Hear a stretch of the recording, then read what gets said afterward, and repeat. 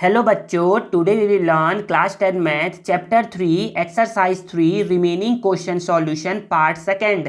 बच्चों, इस वीडियो में हम लोग क्या करेंगे, क्लास 10 मैथ के चैप्टर 3 के एक्सरसाइज 3 के रिमेनिंग क्वेश्चन के सेकंड पार्ट को हम लोग पढ़ेंगे और समझेंगे। बच्चे, फर्स्ट पार्ट में मैंने क्या करवाया था, आप लोगों को क्वेश्चन नंबर फर्स्ट का ना फर्स्ट, थर्ड, फिफ्थ और सिक्स पढ़ाया था। और इस सेकंड पार्ट में हम लोग क्या करेंगे, question number 6, question number 7, question number 8 as well as question number 9 को हम लोग पढ़ेंगे। और इसका जो नेक्स्ट पार्ट आएगा, थर्ड, उसमें हम लोग क्या करेंगे, क्वेश्चन नंबर 10, 11 एंड 12 को पढ़ेंगे। और साथ ही साथ उस पार्ट में आपको क्या मिलेगा, इस एक्सरसाइज का क्या मिलेगा बच्चे, आप लोग को नोट्स मिलेगा। चलिए हम लोग क्या कहते हैं, क्वेश्चन नंबर 6 को ना, अच्छा आप लोग को ये बता दूं ना कि क्वेश्चन नंबर 6 में क्या है बच्चे, कुछ मिसप्रिंट है, कुछ गलत है। यहाँ पर सेंटीमीटर लिखा हुआ है, आप लोग क्या करेगा, उसको मीटर कर लीजिएगा। इस क्वेश्चन को करता क्या हूँ, मैं कॉपी में ही लिख करके आप लोगों को समझाता हूँ। तो देखिए बच्चे, क्वेश्चन नंबर 6 यहाँ नोट डाउन है, इसको पहले पढ़ करके समझते हैं कि क्या बोलना चाह रहा है क्वेश्चन बोला जा रहा है ना कि area of a right angle triangle is this one.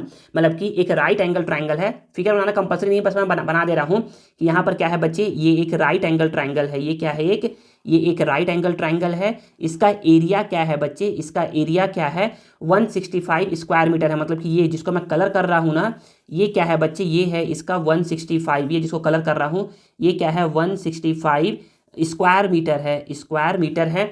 If the height of the right triangle is 7, अच्छा यहाँ पर एक गलती था, मैं आपको बता भी चुका हूँ कि यहाँ पर क्या है, सेंटीमीटर नहीं है, मीटर है ना।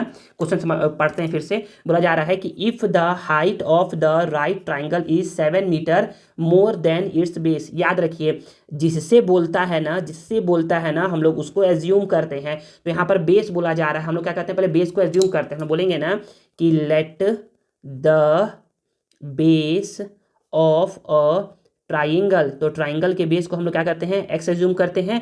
देखिए ये भी मीटर में है, ये भी मीटर में है, तो इसको हम लोग क्या बोलते हैं कि एक्स मीटर है, कि बेस क्या है, एक्स मीटर है। तो देयर फॉर द, आपसे हाइट बोला जा रहा है, therefore the height of the triangle, therefore the HEIGHT height of a triangle. तो ट्राइंगल का हाइट क्या होगा बच्चे, देखिए क्या बोल रहा है, इज मतलब equal, the height of the right triangle is, the height of the right triangle is मतलब equal to 7 metre more than its base. Base क्या है, एक्स मीटर है, तो एक्स मीटर प्लस 7 मीटर, ये हो जाएगा एक्स प्लस 7 मीटर हो जाएगा। समझ में आ गया बच्चे कि नहीं आया समझ में। फिर आगे बोला जा रहा है कि then find the height of the triangle. अच्छा हम लोग को हाइट बताना है, कैसे निकलेगा। तो मैं बोलूंगा ना कि सर हम लोग को तो पता नहीं चला कि कैसे निकाले। तो हम लोग अब क्या करेंगे बच्चे, मैं आपको बताया हूं ना कि जो भी अननोन हो, जब भी आप फंस जाओ कि अब कैसे करें, हमेशा जाओ गिवन के पास। तो गिवन क्या बोल रहा है, गिवन बोल रहा है ना कि हमको गिवन क्या है, area of a right angle triangle given है। तो हम बोलेंगे ना ऐसे करके कि since area of a right angle triangle, तो राइट एंगल ट्राइंगल का एरिया कितना गिवन है बच्चे, ये गिवन है 165 स्क्वायर मीटर। यहाँ पर यूनिट नहीं लिखेंगे, यूनिट को बाद में लिख लेंगे, इतना गिवन है। तो हम लोग बोलेंगे ना कि राइट एंगल ट्राइंगल का एरिया होता क्या है, तो ये होता है बच्चे 1/2 बेस मल्टीप्लाई हाइट होता है, बेस मल्टीप्लाई हाइट होता है। ये हो गया बच्चे 165 के इक्वल। तो 1/2 को 1/2, बेस क्या है बच्चे, बेस को हम लोगों ने एक्स एज्यूम किया है, ठीक है। हाइट को हम लोगों ने एक्स प्लस 7 एज्यूम किया है, इज इक्वल टू 165। तो मैं बोलूँगा ना कि यहाँ पर समझिएगा, अब समझिएगा ना, अब थोड़ा सा खेल कुछ अलग है। तो यहाँ पर ना मैं बोलूँगा ना कि 1 का जब एक्स से मल्टीप्लाई होगा तो एक्स ही होगा, और यहाँ पर मल्टीप्लाई करके x माइनस 7 है। ये 2 क्या है बच्चे, डिवाइड में है, इस साइड जाएगा तो क्या होगा, ये मल्टीप्लाई में होगा। मैं बोलूँगा कि x का x से मल्टीप्लाई होगा तो एक्स स्क्वायर, x का -7 से होगा तो -7x, और इसका मल्टीप्लाई कर दूंगा ना, 2 5 ज़ा 10 कैरी 1, 2 6 ज़ा 12 और 1 13 का 3 कैरी 1, 2 1 ज़ा 1 और एक 3 हो गया। तो यहाँ पर सॉल्व करने पर कितना आ गया, 330 आ गया। एक काम करता हूँ, इसको जब शिफ्ट करता हूँ तो यहाँ पर ये आ जाएगा एक्स स्क्वायर -7x -330, प्लस में है ना, इधर आएगा तो माइनस में हो जाएगा, इज इक्वल टू 0। तो अब मैं बोलूँगा ना कि सर ये क्या बन गया है, ये हमारा बन गया है quadratic equation in one variable बन गया। अच्छा ये देखिए ना, यहाँ पर गलती हो गया है मेरे से, यहाँ पर देखिए +7 था तो यहाँ पर बच्चे +7 होगा। पता नहीं मैंने गलती से माइनस क्यों लिख दिया। यहाँ पर भी ये +7, यहाँ पर भी ये +7 होगा ना। देखिए बच्चे ये बन गया है क्वाड्रेटिक इक्वेशन। हम लोग को क्या करना है, यहाँ से एक्स का वैल्यू फाइंड करना है। अब एक्स का वैल्यू फाइंड करने के लिए ना हम लोग बोलेंगे ना कि हम लोग फैक्टराइजेशन मेथड का भी यूज़ कर सकते हैं और कंप्लीटिंग द स्क्वायर मेथड का भी यूज़ कर सकते हैं। तो क्या होता है, फैक्टराइजेशन मेथड ना ईजी होता है, हम लोग उसी को सॉल्व करते हैं। तो हम लोग यहाँ पर बोलेंगे ना कि ना एक्स स्क्वायर को तो एक्स स्क्वायर लिख दिए, प्लस को प्लस, 7 को ब्रेक करना है और यहाँ पर x minus 330 is equal to 0 है। ठीक है ना। हम लोग क्या कहते हैं, स्टेप को फॉलो करते हैं। तो हमारा फर्स्ट स्टेप होता है ना, फर्स्ट स्टेप क्या होता है, स्टेप 1 होता है कि हम लोग यहाँ के कॉफिशिएंट का यहाँ के कांस्टेंट से मल्टीप्लाई करवाते हैं। तो यहाँ पर है 1 मल्टीप्लाई 330, दोनों को मल्टीप्लाई करवाएंगे तो क्या होगा, 330 होगा। फिर स्टेप टू क्या होता है, जो आंसर आता है ना उसका निकालते हैं फैक्टर। तो बोलेंगे ना कि सर ये जो नंबर है ना ये 1 के टेबल में आता है 330 टाइम्स में। ठीक है ना। फिर ये नंबर 2 के टेबल में तो 2 1 जा 2, 2 6 जा 12, 2 5 जा 30। फिर ये 3 के टेबल में, हाँ 3 के टेबल में आएगा ये 110 टाइम्स में। 4 के टेबल में नहीं आता है क्योंकि 30 नहीं आता है 4 के टेबल में। 5 के टेबल में ये हाँ आ सकता है, आएगा, बिल्कुल आएगा। तो 5 के टेबल में ये आएगा तो 5 6 जा 30 और 5 मतलब 5 टेबल में आ गया है 66 टाइम्स में। फिर 6 के टेबल में भी आता है तो 6 5 जा 30 और 6 5 जा 30।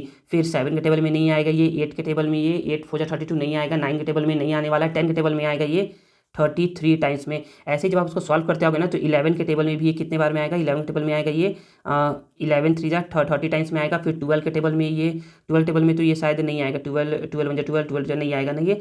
फिर 13 के टेबल में नहीं आएगा, 14 के टेबल में ये नहीं आएगा, 15 के टेबल में आ जाएगा ये। तो 15 के टेबल में 15 2 जा 30 और 15 2 जा 30। फिर 16 के टेबल में नहीं आएगा, 17 में नहीं, 18 में नहीं तो फिर क्या आएगा बच्चे, फिर इसके बाद में क्या आएगा, डायरेक्ट 22 के टेबल में आएगा। तो बस इतना ही हमारा हो चुका है। तो अब बोलेगा ना ये कि मुझे ही क्या कर रहे हो, स्प्लिट कर रहे हो और मेरा यूज़ नहीं कर रहे हो, तो मेरा क्या करो, यूज़ करो स्टेप 3 में। तो हम लोग क्या करेंगे, इन सभी गिवन फैक्टर की हेल्प से जब चालू करेंगे ना लेकर के आना, तो हम लोग क्या करेंगे, बस इसकी ही हेल्प से लेकर के आ पाएंगे। मतलब कि 22 में अगर मैं 15 माइनस करूंगा ना तो ही क्या आ पाएगा, 7 आ पाएगा। मतलब कि मैं बोल सकता हूँ कि यहाँ पर क्या कर सकता हूँ मैं, 22 माइनस 15 कर सकता हूँ। ठीक है ना। तो फिर अब मैं बोलूँगा यहाँ पर मैं बोलूँगा कि ये एक्स स्क्वायर को तो एक्स स्क्वायर, प्लस को प्लस, 22 का जब एक्स से मल्टीप्लाई होगा तो ये 22x और 15 का एक्स से मल्टीप्लाई होगा तो ये होगा 15x minus 330 is equal to 0। अब क्या करते हैं बच्चे, अब ना इन दो नंबर में कॉमन और इन दो नंबर में कॉमन निकालते हैं। तो बोलोगे ना कि सर यहाँ पर ना एक्स स्क्वायर है और यहाँ पर सर 22x है। तो एक्स स्क्वायर सर बना हुआ है एक्स मल्टीप्लाई एक्स से और ये बना हुआ है सर 22 मल्टीप्लाई एक्स से। तो सर दोनों में ना एक्स कॉमन है, तो एक्स क्या करो यहाँ से कॉमन निकाल लो। तो जब एक्स यहाँ से कॉमन निकालोगे तो पहले में बचेगा एक्स और फिर बचेगा यहाँ पर 22। यहाँ माइनस है तो माइनस, याद रखो जब भी माइनस कॉमन निकालते हैं ना तो अंदर का साइन क्या होता है बच्चे, चेंज होता है, इज इक्वल टू 0 कर रहे हैं अभी। हम लोग बोलेंगे ना कि इन दोनों में यहाँ पर है 15x और यहाँ पर है 330। तो 15x ये बना हुआ है 15 मल्टीप्लाई एक्स से और 330 बना हुआ है 15 मल्टीप्लाई 22 से। दोनों में 15 कॉमन है। तो जब यहाँ से मैं 15 कॉमन निकालूंगा तो यहाँ पर क्या बचेगा बच्चे, x बचेगा और यहाँ पर क्या बचेगा 22 बचेगा। देखिए ये माइनस में था तो ये प्लस में लिखा हूँ, ये माइनस में है तो इसको भी प्लस में लिखूंगा। दोनों नंबर सेम टू सेम आया, मतलब हम लोगों ने सही बनाया है। जो सेम टू सेम आता है उसको एक बार, जो बच जाता है उसको एक बार लिख देते हैं। अब यहाँ पर अच्छे से समझिएगा ना, यहाँ पर ये -15 है। तो अब मैं बोलूँगा ना कि अब हम लोग क्या करते हैं, यहाँ पर देखिएगा, एक बार हम लोग क्या करते हैं, एक बार हम लोग x + 22 को लेते हैं 0 के इक्वल और एक बार हम लोग x - 15 को लेते हैं 0 के इक्वल। तो जब x + 22 को लूँगा 0 के इक्वल तो x का वैल्यू क्या आएगा, -22।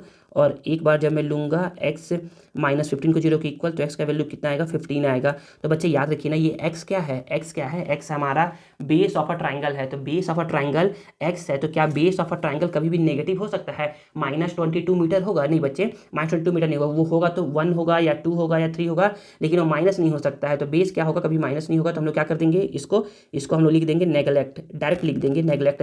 अगर लिखने का मन है ना कि क्यों नेगलेक्ट कर रहे हैं तो बोलोगे ना कि since x = -22 therefore length can not B negative so it is neglected, ऐसा लिख सकते हैं। या आप डायरेक्ट लिख दीजिएगा यहाँ पर नेगलेक्ट, ठीक है ना। और आप इसका वैल्यू x = 15 मीटर हो सकता है क्या, तो हाँ 15 मीटर हो सकता है। तो आप बोल सकते हो कि देयरफॉर नहीं, x = 15 आ गया तो आप बोलोगे ना कि पुटिंग x का वैल्यू क्या कर लो, यहाँ पर पुट कर दो, मतलब कि हाइट निकाल लो यहाँ से। आप तो बोल सकते हो कि ये तो निकल गया बेस। आपसे पूछा था कि बताइए हाइट कितना होगा, देखिए आपसे पूछ रहा है कि हाइट कितना होगा, तो आप बोल सकते हो कि therefore HEIGHT height of a right triangle. तो राइट ट्राइंगल का हाइट कितना होगा, तो ये है बच्चे x + 7 मीटर, ठीक है ना। तो x का वैल्यू है 15 + 7 मीटर, तो 15 + 7 कितना होता है 22 मीटर।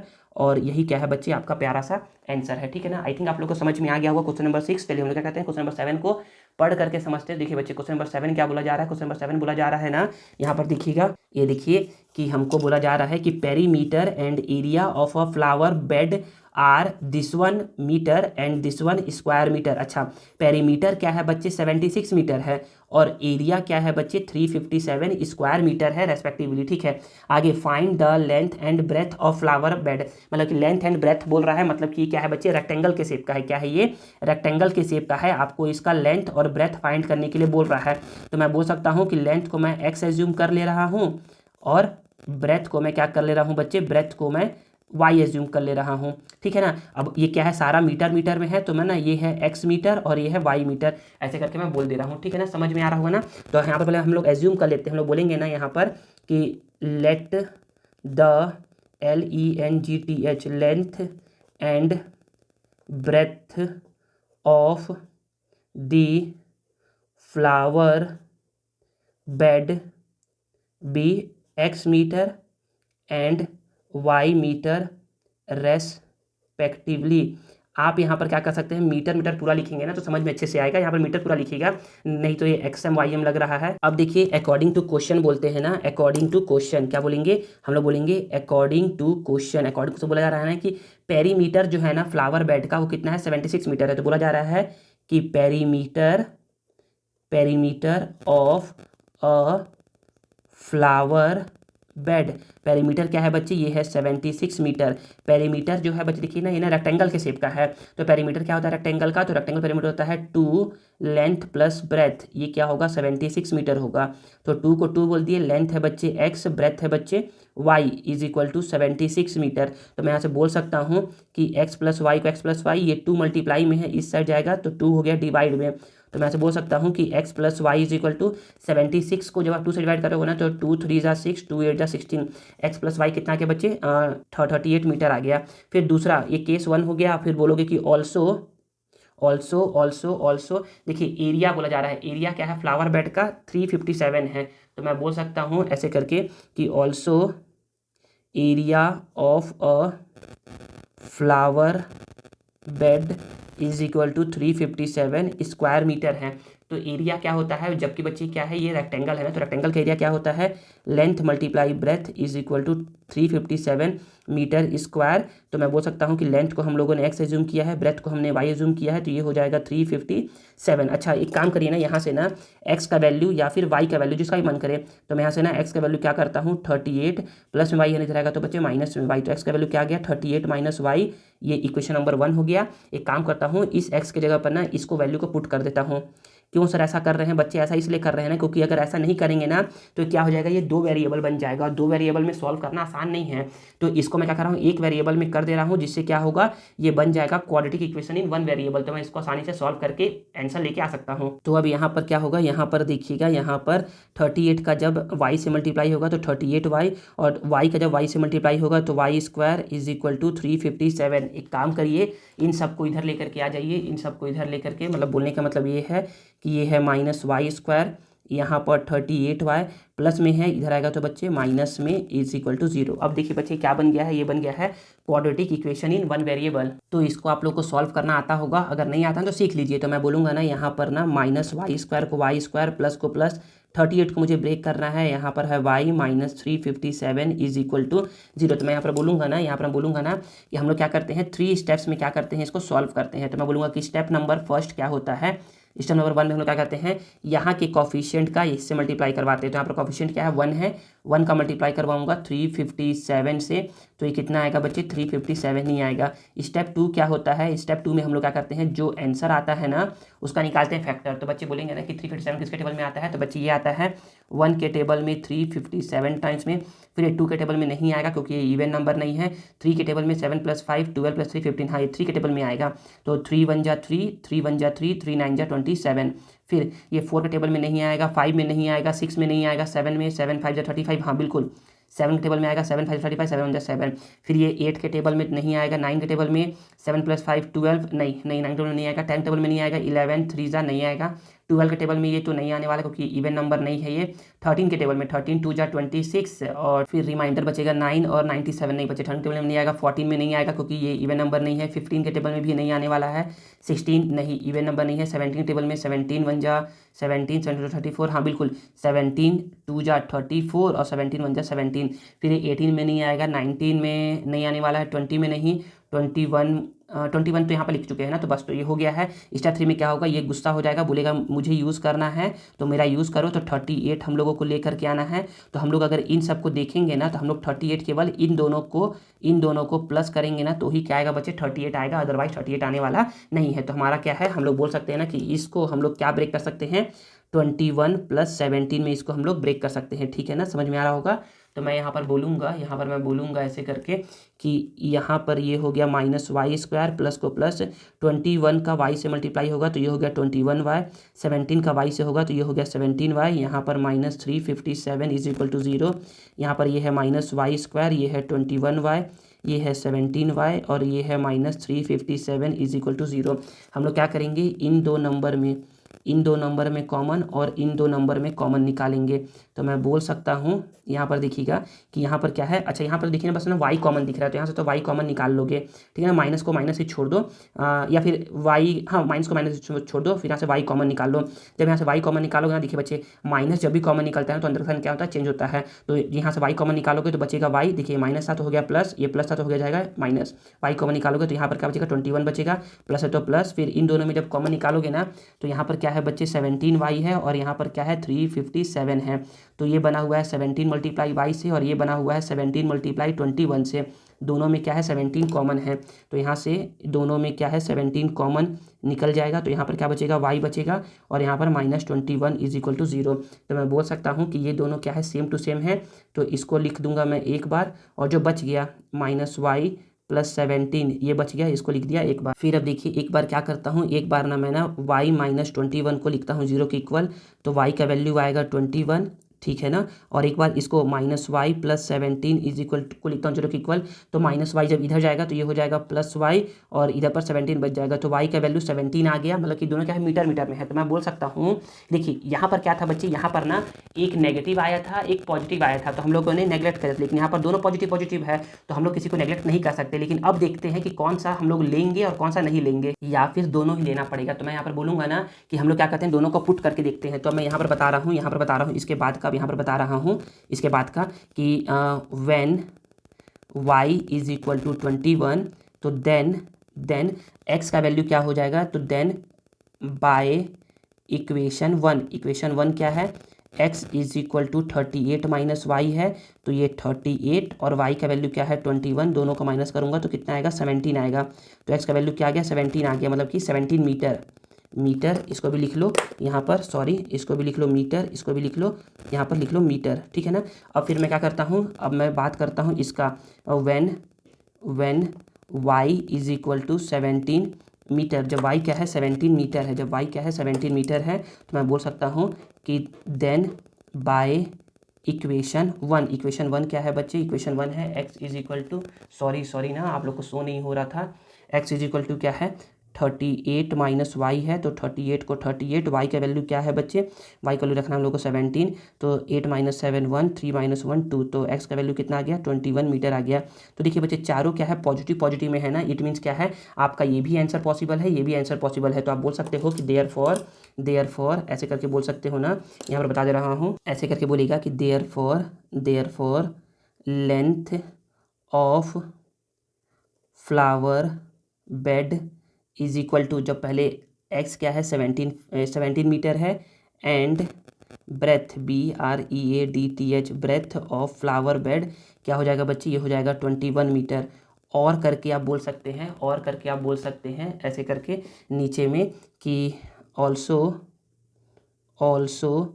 लेंथ, डायरेक्ट लिख दे रहा हूँ ना, लेंथ = अगर 21 मीटर है ना, एंड ब्रेथ BREADTH ब्रेथ क्या होगा 17 मीटर होगा, और यही दोनों क्या होंगे बच्चे आपके प्यारे से आंसर होंगे, ठीक है ना। आई थिंक आप लोग को समझ में आ गया क्वेश्चन नंबर 7। चलिए हम लोग क्या करते हैं, क्वेश्चन नंबर 8 को ना पढ़ करके समझते हैं। तो देखिए बच्चे, क्वेश्चन नंबर 8 क्या बोला जा रहा है, क्वेश्चन नंबर 8 को हम लोग क्या करते हैं, पढ़ते हैं और समझते हैं। तो देखिए बच्चे, क्वेश्चन नंबर 8 क्या बोल रहा है, क्वेश्चन नंबर 8 बोल रहा है ना कि area of a rectangular park is this one. Area क्या है बच्चे, इतना गिवन है रेक्टेंगुलर पार्क का। Length of the park is 15 metre more than the breadth. अच्छा, ब्रेथ से बोल रहा है, इसलिए हम लोग क्या करेंगे, ब्रेथ को एज्यूम करेंगे। तो एज्यूम करते हैं, हम लोग बोलते हैं ना ऐसे करके कि let the breadth BREDH breadth of a rectangular park, rectangular park के ब्रेथ को हम लोग क्या करते हैं, एक्स। देखिए सारा क्या है, मीटर में है, मीटर में है, तो यहाँ पर एक्स मीटर। तो देयर फॉर द लेंथ बात करते हैं ना, length of a rectangular park. तो रेक्टेंगुलर पार्क का लेंथ क्या है बच्चे, तो length of the park is 15 metre more, 15 metre more मतलब प्लस देन ब्रेथ क्या है, एक्स मीटर है। तो यहाँ पर ये हो जाएगा x + 15 मीटर। अब आगे देखते हैं, आगे क्या बोला जा रहा है, आगे बोला जा रहा है ना कि if someone want to fence along the side of the park. अच्छा, कोई चाह रहा है ना कि ना हम क्या करें, साइड के अलोंग में क्या करें, फेंसिंग करें, मतलब कि घेराबंदी करें।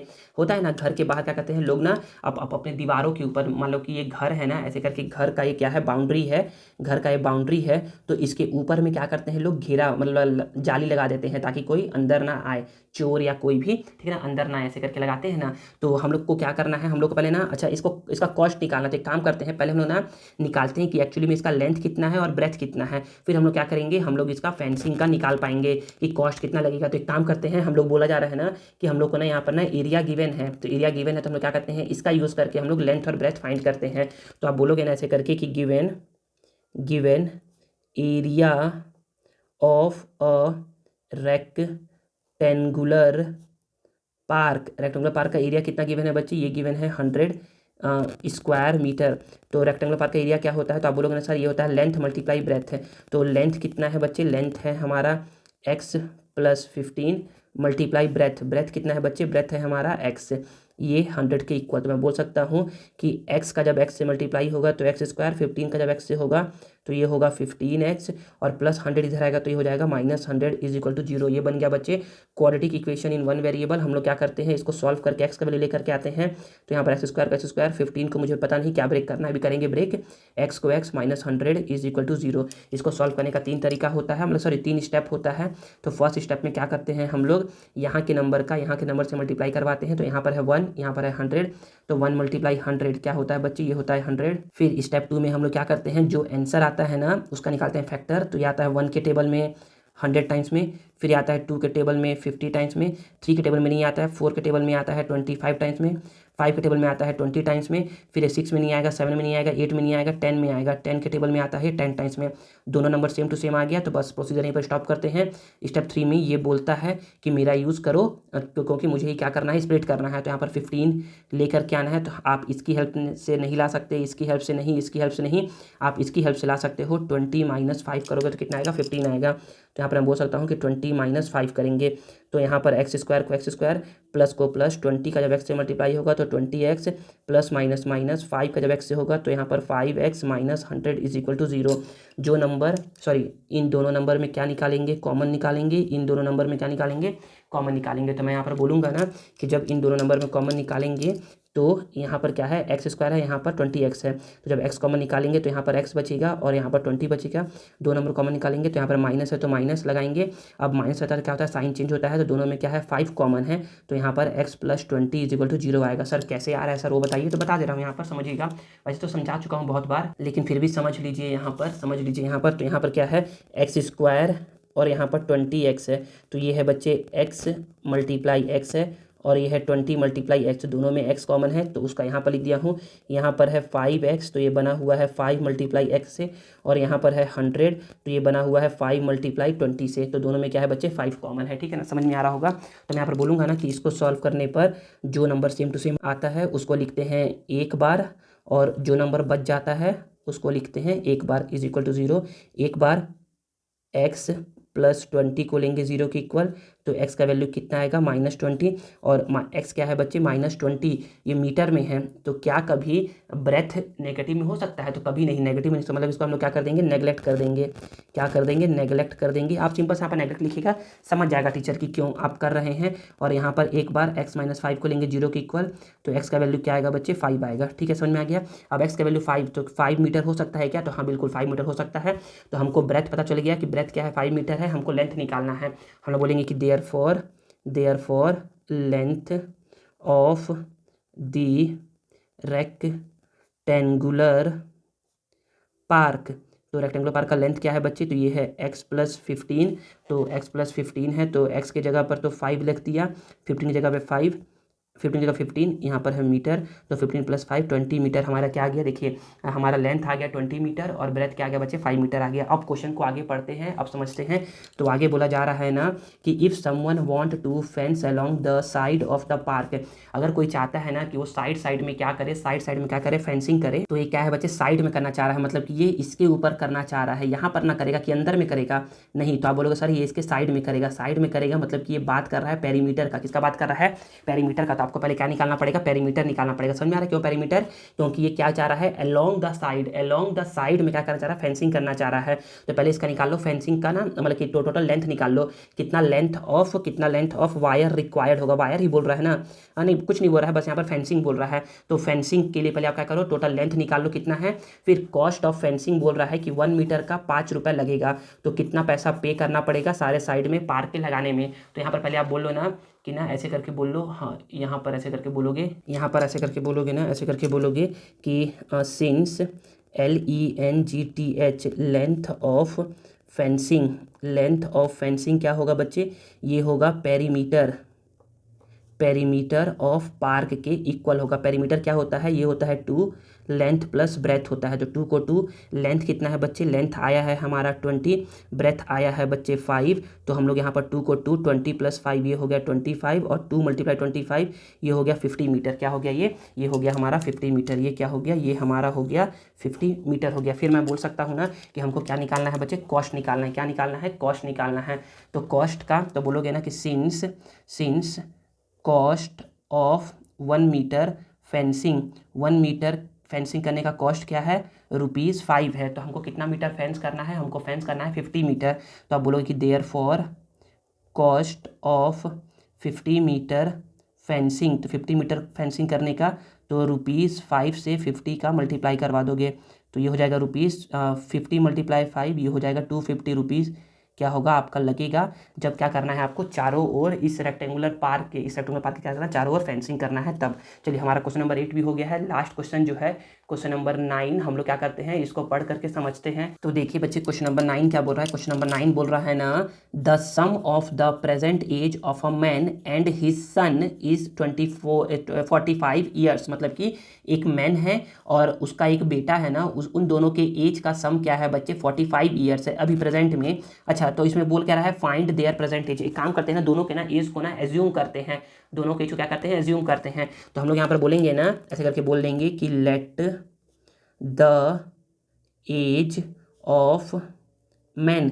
तो मैन के लेट द प्रेजेंट एज लिखिएगा ना, let the present age of man is equal to x years है। अच्छा, अब थोड़ा सा पहले क्वेश्चन आप लोगों से पूछता हूँ। क्या क्वेश्चन, मैं बोल रहा हूँ ना कि ये क्या हो, तुम हो, और ये क्या है, तुम्हारा दोस्त है। ऐसे ही बस बात कर रहा हूँ। या फिर ये क्या है, तुम हो और ये तुम्हारे क्या है, पेरेंट्स हैं। ये क्या है, तुम हो और तुम्हारे पेरेंट्स हैं। दोनों के एज का सम करने पर कितना आ रहा है, 40 आ रहा है। दोनों के एज को अगर मैं सम कर रहा हूँ तो 40 आ रहा है। अगर तुम्हारा एज क्या है, 15 है, तो तुम्हारा दोस्त का एज कितना होगा। तो बोलोगे सर ये ऑब्वियस सी बात है सर, ये कितना होगा, ये होगा 25। ठीक है ना। तो मैं पूछूंगा बताओ तुमने निकाला कैसे, तुमने कैसे निकाला। तो आप बोलोगे ना सर सिंपल तो है सर, हमने क्या किया, 40 में अपने एज को माइनस कर दिया, तो हमारा क्या निकल के आ गया, 25 निकल के आ गया हमारे दोस्त का एज। तो बच्चे इसी कॉन्सेप्ट को अब यहाँ पर समझो। मैं यहाँ पर बोल रहा हूँ ना कि ना मैन का एज क्या है, MAN, मैन का एज क्या है बच्चे, मैन का एज x ईयर है। और दोनों के सम का एज, दोनों का जब सम करूंगा, मतलब कि यहाँ पर क्या है, यहाँ पर क्या है, मैन है, और यहाँ पर क्या है, उसका बेटा है। दोनों का एज सम करूंगा तो कितना आएगा, 45। अगर मैंने मैन के एज को x एज्यूम कर लिया है तो बेटे का एज कितना आएगा। तो आप बोलोगे सर सिंपल सा है, 45 - x। समझ में आ गया ना। तो यही बोलोगे अभी कि let the age of man क्या है, x ईयर है। तो देयरफॉर द प्रेजेंट, अभी मैं लिख दे रहा हूँ यहाँ पर भी present age of his son, तो उसके बेटे का एज कितना होगा बच्चे, ये होगा 45 माइनस एक्स ईयर्स होगा। समझ में आ गया। यहाँ पर ना प्रेजेंट लिख देता हूँ मैं, यहाँ पर क्या आएगा बच्चे, प्रेजेंट आएगा, PRESENT। अब आगे देखिए, अब आगे बोला जा रहा है ना कि 5 year ago product of their ages was 4 times date of age of man. अच्छा बता रहा हूँ मैं, बोलने का मतलब क्या है, देखिए 5 साल बाद बात करते हैं। मैं बोलूँगा ना कि बताओ तुम्हारा अभी एज कितना है, तो तुम बोलते हो ना सर अभी मेरा एज ना सर 15 है। कितना है, 15 है। 15 है, तो 15 है, तो बता बोलूँगा ना बताओ 5 साल पहले तुम्हारा एज कितना होगा, तो आप बोलोगे ना सर सिंपल तो है सर, 15 में क्या कर देंगे सर, 5 को माइनस कर देंगे तो 10 आ जाएगा, होगा ना। तो हम लोग क्या कर रहे हैं, जब भी हम लोग को प्रेजेंट एज पता होता है तो हमसे अगर पहले का पूछता है तो हम लोग क्या करते हैं, माइनस कर देते हैं। तो यहाँ पर भी देखिए बच्चे, हमको ना बोल रहा है ना कि 5 साल पहले, तो मैं बोलूँगा ना ऐसे करके बोलूँगा कि since 5 years ago the age of men was, तो मैन का भी प्रेजेंट में एज कितना है, एक्स है, तो 5 साल पहले कितना होगा, एक्स माइनस 5 ईयर्स होगा। समझ में आया कि नहीं आया ये लाइन, ठीक है ना। अभी अगर एज तुम्हारा 15 है तो 5 साल पहले क्या होगा, 15 माइनस 5 होगा। समझ में आ रहा है ना। तो वैसे ही मैंने मैन का एज निकाल लिया है। अब जब 5 साल पहले वो मैन छोटा था 5 साल, तो उसका बेटा भी तो 5 साल छोटा ही होगा। जैसे मैं बोलूँ कि तुम्हारा एज अभी 15 है, तुम्हारे दोस्त का 25 है, तो 5 साल पहले तुम्हारा एज कितना होगा, तो आप क्या क्या करोगे, 15 में 5 को माइनस कर लोगे। तो मैं बोलूँगा बता 5 साल पहले तुम्हारा दोस्त का एज कितना होगा, तो इसमें भी क्या करोगे, 5 माइनस करोगे। तो 5 साल पहले का बात करते हैं ना, तो दोनों के एज को क्या करते हैं, 5 साल कम करते हैं। तो मैं बोलूँगा कि and 5 years ago the age of his son was, तो अभी प्रेजेंट में एज कितना है उसके बेटे का, 45 माइनस एक्स है। उसमें क्या करना है, मुझे 5 साल कम करना है, तो 5 साल कम कर दूंगा। तो मैं बोलूँगा ना कि 45 में से 5 कम कर दूंगा तो हो जाएगा बच्चे 40 माइनस एक्स ईयर्स हो जाएगा। समझ में आ रहा है कि क्या बोलना चाह रहा हूँ। अगर समझ में आ रहा है बच्चे तो बहुत अच्छी बात है, बहुत अच्छी बात है। अब देखिएगा ना यहाँ पर अकॉर्डिंग टू क्वेश्चन देखिएगा, क्या देखिएगा, अकॉर्डिंग टू क्वेश्चन। अब यहाँ पर समझिएगा ना कि 5 year ago product of their ages, product of their edges मतलब कि इन दोनों के एज को क्या करना है, मल्टीप्लाई करना है। तो 5 ईयर अगो मैन का एज कितना है, एक्स माइनस 5, इसके एज को मल्टीप्लाई करना है, उसके बेटे का एज कितना है 40 माइनस एक्स। तो product of their ages was मतलब इक्वल टू 4 टाइम्स मतलब 4 मल्टीप्लाई। समझ में आ रहा है यहाँ पर। तो बोला जा रहा है कि 5 year ago product of their ages, 5 year ago product of their ages, product मतलब multiply their ages was 4 times date of age of man. तो मैन का एज कितना है बच्चे, मैन का एज है एक्स माइनस 5 ईयर्स। कितना है, एक्स माइनस 5। तो यहाँ पर मैं लिख दूंगा कि x माइनस 5 क्या है बच्चे, मैन का एज है। समझ में आ रहा है ना। तो बस अब इसको क्या करना, सिंप्लीफाई करना और अपना आंसर लेकर के आना है। तो मैं बोलूँगा कि जब x का जब 40 से मल्टीप्लाई होगा तो ये होगा 40x, जब x का x से मल्टीप्लाई होगा तो ये होगा एक्स स्क्वायर, माइनस 5 का जब 40 से होगा तो ये होगा 0, 5 4 जा 20, 200, माइनस 5 का जब माइनस x से होगा तो ये होगा plus 5x is equal to 4 का x से 4x, 4 का 25 से तो ये हो जाएगा 20। ठीक है ना। मैं बोलूँगा ना सबको इधर लेकर के आ जाओ। तो यहाँ पर है 40x, यहाँ पर है minus x square minus 200 plus 5x plus 4x इधर आएगा तो ये हो जाएगा माइनस 4x, माइनस 20 इधर आएगा तो हो जाएगा प्लस 20, इधर क्या बच गया, 0 बच गया। अब इसको थोड़ा सा देखते हैं हम लोग। तो हम लोग बोलेंगे ना कि यहाँ पर ना 40x प्लस 5x तो ये हो जाएगा 45, और 45 में से 1 कम कर लूँगा तो ये हो जाएगा 41x। समझ में आ गया 41x कैसे आ गया। अब यहाँ पर एक्स स्क्वायर है तो यहाँ पर कोई भी टर्म एक्स स्क्वायर वाला नहीं है तो इसको ऐसे ही लिख दो, माइनस एक्स स्क्वायर। यहाँ पर है माइनस 200 और यहाँ पर प्लस 20, तो माइनस 200 प्लस 20 कितना होता है, माइनस 180 इज इक्वल टू 0। तो इसको अरेंज करके लिख लो। अरेंज करके लिखने का मतलब ये है ना कि ये हो गया माइनस एक्स स्क्वायर, ये हो गया 41x और ये हो गया माइनस 180 इज इक्वल टू 0। तो बच्चे यहाँ पर क्या बन गया है, यहाँ पर बन गया है quadratic equation in one variable. तो आप इसको ऐसे भी सॉल्व कर सकते हो, आपको मैंने ऐसे सॉल्व करना बताया था। ये देखिए आपको मैंने यहाँ पर ऐसे सॉल्व करना बताया है, जब माइनस रहेगा तो भी सॉल्व करना बताया आप लोग को। या फिर आप ऐसे कर सकते हो, माइनस कॉमन ले लो। जब माइनस कॉमन लोगे ना तो ये हो जाएगा एक्स स्क्वायर, जब प्लस ये माइनस कॉमन लोगे तो ये हो जाएगा 41x, जो माइनस में है वो हो जाएगा प्लस, जो प्लस में है वो हो जाएगा माइनस, जो माइनस में है वो हो जाएगा प्लस 180 इज इक्वल टू 0। अब क्या करना है, अब हम लोग क्या करते हैं, अब हम लोग ना इसको ना ब्रेक करते हैं। क्या करते हैं, इसको ब्रेक करते हैं। एक्स स्क्वायर का एक्स स्क्वायर 41 को मुझे लिखना है, ब्रेक करके लिखेंगे और प्लस 180 इज इक्वल टू 0। तो मैं यहाँ पर बोलूँगा, यहाँ पर मैं बोलूँगा ना, ऐसे करके समझिएगा।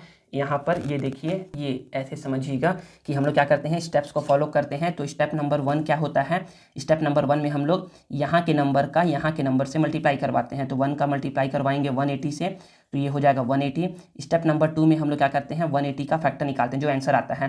तो 1 के टेबल में आता है 180 टाइम्स में, 2 के टेबल में आता है 90 टाइम्स में, फिर 3 के टेबल में आता है 60 टाइम्स में, 4 के टेबल में हाँ आएगा ये 4 5 सा नहीं 4 4 जा 16, 4 4 जा 16 और 4 5 जा 20। हाँ बिल्कुल सही है। फिर 5 के टेबल में आएगा ये 5 जा, अच्छा एक काम करो ना, देखो ना हमको ना 41 लेकर के आना है। तो 41 देखो 45 माइनस 4 करेंगे ना तो 41 आ जाएगा। तो हम लोग क्या करेंगे, 45 माइनस 4 करेंगे। तो मैं बोलूँगा ना, यहाँ एक्स स्क्वायर माइनस को माइनस 45 का एक्स से मल्टीप्लाई होगा तो ये होगा 45x और इसका 4 से होगा तो minus 4x plus 180 is equal to 0। अब क्या करो, माइनस को मतलब कि ब्रैकेट को ओपन कर दो, x square minus plus minus minus minus plus plus 180 is equal to 0। अब क्या करना है, अब हम लोग को ना इन दो नंबर में कॉमन निकालना है और इन दो नंबर में कॉमन निकालना है। तो मैं यहाँ पर बोलूँगा ना कि हम लोग को क्या है, इन दो नंबर में कॉमन निकालेंगे तो x कॉमन आएगा। तो यहाँ पर x माइनस 45 और प्लस है तो प्लस, इन दो नंबर में कॉमन निकालोगे ना तो 4 कॉमन आएगा, तो यहाँ पर x बचेगा और यहाँ से प्लस 4 कॉमन लिया हूँ तो यहाँ पर क्या बच जाएगा बच्चे, प्लस 45। अच्छा देखिए यहाँ पर गलती हो गया है ना, गलती क्या हुआ है यहाँ पर समझिएगा ना, यहाँ पर देखिए ना थोड़ा सा गलती ये हुआ है ना, यहाँ पर माइनस 45 यहाँ पर प्लस 45, मतलब कि हम लोगों ने क्या किया, ब्रेक गलत किया है। ब्रेक गलत क्यों किया है, क्योंकि ना अच्छा देखिए ना यहाँ पर ना 5 के टेबल में ना 5 3 जा 15 और 5 जा 30, अच्छा देखिए 36 प्लस 5 ये हम लोगों ने यहाँ से गलत कर दिया। देखिए यहाँ पर क्यों गलती, देखिए ये अलग अलग क्यों आ रहा है, ये अलग अलग क्यों आ रहा है, मतलब कि हम लोगों ने गलत फैक्टर मतलब कि गलत स्प्लिट किया है। ये क्या है, गलत स्प्लिट किया है, ये कुछ ऐसा स्प्लिट होगा ना, यहाँ पर एक गलत स्प्लिट किया था मैंने, इसको पता नहीं क्यों नहीं लिखा। तो यहाँ पर ये एक्स स्क्वायर लिखेंगे, माइनस को माइनस 41 को लिख सकते हैं बच्चे 36 प्लस 5 और यहाँ x है तो x और यहाँ पर प्लस 180 इज इक्वल टू 0। मैं बोलूँगा कि x square minus plus minus 36, x का मल्टीप्लाई होगा तो माइनस ये माइनस प्लस माइनस 5 का जब x से मल्टीप्लाई होगा तो 5x और प्लस 180 इज इक्वल टू 0। मैं क्या करूँगा, इन दो नंबर में कॉमन निकालूंगा ना, इन दो नंबर में कॉमन निकालूंगा मैं ऐसे करके, मैं इन दो नंबर में कॉमन निकालूंगा तो x कॉमन निकलेगा तो यहाँ पर आएगा x माइनस 36 और माइनस है तो माइनस, जब इसमें कॉमन निकालूंगा ना देखिए माइनस है ना तो क्या होगा, साइन चेंज होगा। तो ये माइनस में है तो ये प्लस में लिखूंगा x और ये प्लस में है तो माइनस में लिखूंगा, यहाँ पर आएगा 36 इज इक्वल टू 0। दो नंबर सेम टू सेम आया है। देखिए यहाँ पर सेम टू सेम नहीं आया तो गलती कहाँ पर हुआ होगा कि हम लोगों ने क्या किया, गलत स्प्लिट किया है। और जब मैंने देखा यहाँ पर कि स्प्लिट कर सकते थे हम लोग 5 से भी, तो हमारा क्या आता है, ये आंसर आता है, ठीक है ना। देखिए दोनों में स्प्लिट हो सकता था लेकिन ना ये वाला आंसर क्या होगा, सही होगा। बता रहे हैं क्यों होगा, देखिए ना पहले हम लोग बोलेंगे ना कि दोनों सेम टू सेम आया है तो इसको लिख लो एक बार और जो नंबर बच गया उसको लिख लो एक बार इज इक्वल टू 0। क्या करेंगे, एक बार हम लोग x माइनस 36 को लेंगे 0 के इक्वल, तो x का वैल्यू क्या आएगा बच्चे 36 आएगा, ठीक है ना। और एक बार x माइनस 5 को लेंगे 0 के इक्वल तो x का वैल्यू क्या आएगा 5 आएगा। तो x क्या है बच्चे, x है हमारा क्या, प्रेजेंट एज ऑफ मैन। क्या मैन का एज कभी भी 5 साल हो सकता है, तो बोलोगे हाँ सर हो तो सकता है।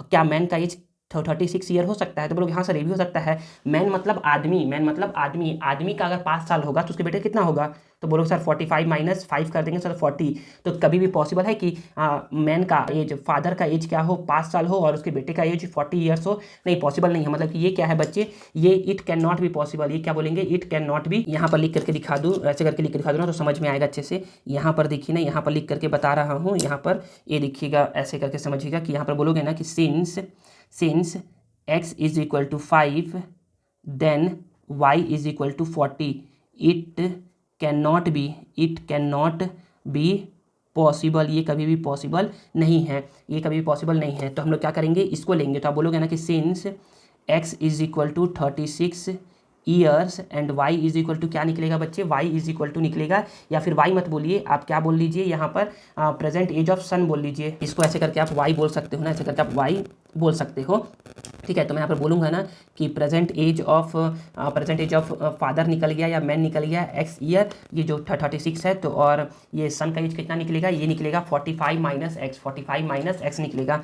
तो 45 45 में से मैं 36 को माइनस कर दूँगा तो कितना आएगा, 9 ईयर्स आएगा। तो हाँ बच्चे ये पॉसिबल है, ये क्या है, पॉसिबल है कि मैन का एज क्या हो, 36 ईयर हो और उसके बेटे का एज कितना हो बच्चे, 9 ईयर्स हो। तो ये क्या है बच्चे, पॉसिबल है, ठीक है ना। तो यहाँ पर क्या होता है बच्चे, यहाँ पर हमारा ना एक्सरसाइज 3 के रिमेनिंग क्वेश्चन का सेकंड पार्ट क्या होता है, ओवर होता है। इस पार्ट में हम लोगों ने क्वेश्चन नंबर 6, 7, 8 एंड 9 को पढ़ा है और समझा है। आई होप आप लोगों को ये वीडियो यूजफुल लगा होगा और आप लोगों को आज कुछ नया सीखने को मिला होगा। अगर आप लोगों को ये वीडियो यूजफुल लगा है और कुछ नया सीखने को मिला है ना, तो please please please please please इस वीडियो को लाइक करिए, कमेंट करिए और इस दोस्तों के साथ शेयर करिए और चैनल को सब्सक्राइब करना मत भूलिए। मिलते हैं नेक्स्ट वीडियो में। Thank you.